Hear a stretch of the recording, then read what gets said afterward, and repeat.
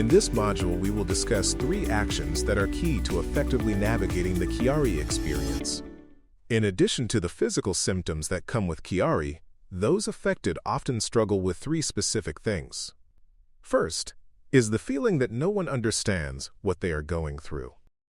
Second is the feeling that their questions aren't being answered. And third is the feeling that Chiari has taken over their life. These feelings are natural and very common, and understanding and adapting to them are vital to navigating the Chiari experience. The first key is to realize that each person's Chiari experience is unique. It can be difficult to accept, but the reality is that no one will truly understand what you as an individual are going through. Some people will be helpful and supportive, while others will appear to be callous or even cruel. But your Chiari experience belongs to you. Chiari is difficult for other people to understand for several reasons. First, in general, people are not aware of what it is. This makes it difficult for someone to really understand what a patient is going through. They will listen to the description but not realize how it can affect a person's life. Second, many Chiari symptoms are invisible and hidden, and a Chiari patient can look perfectly healthy. This is a difficult obstacle for people to overcome, and they may think or say, "Why can't you do this? Why can't you go here and there?" For most people, seeing something makes it real, so when symptoms are invisible, some people may have doubts about how serious it is. Third, even among Chiari patients, everyone is different. Chiari involves a wide range of symptoms and severity. While there is commonality between patients, each patient's manifestation is different.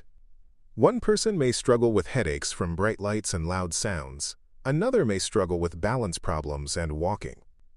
Together, they share a bond, yet each person's battle is unique.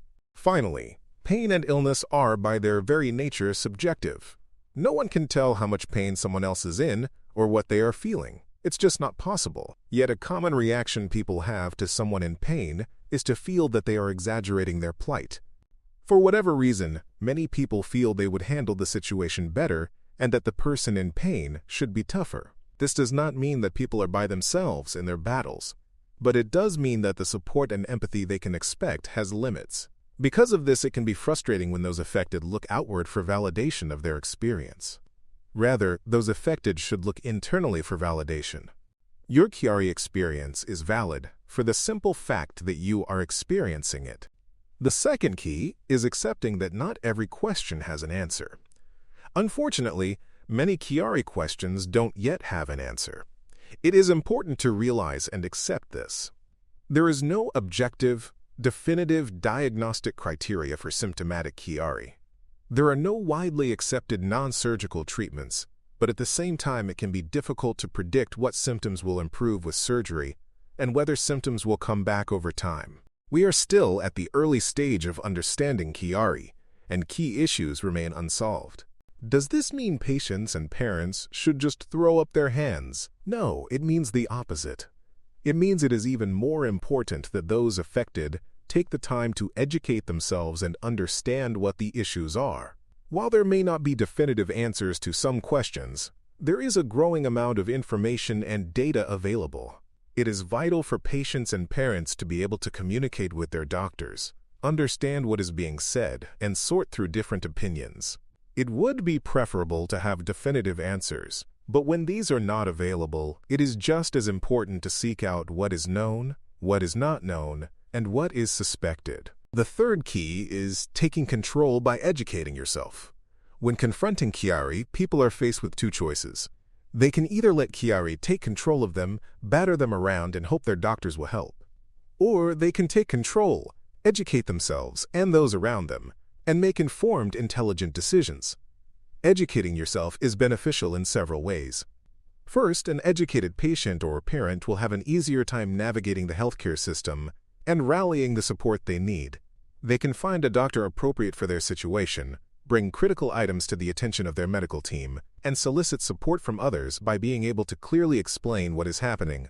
Second, after treatment, an educated person is better equipped to deal with any residual symptoms or chronic issues. In fact, research across health conditions has shown that patient education improves outcomes when dealing with chronic diseases, and there is no reason to think that Chiari is any different. Finally, many Chiari patients report feeling depressed, anxious, and overwhelmed after being diagnosed. Being proactive and taking back some measure of control can provide a mental and emotional boost. Keeping the mind busy leaves less time for negative thoughts and imagining the worst. To summarize, the 3 keys to navigating the Chiari experience are: to realize that every person's Chiari experience is unique, accepting that not every question has an answer, and taking control by educating yourself.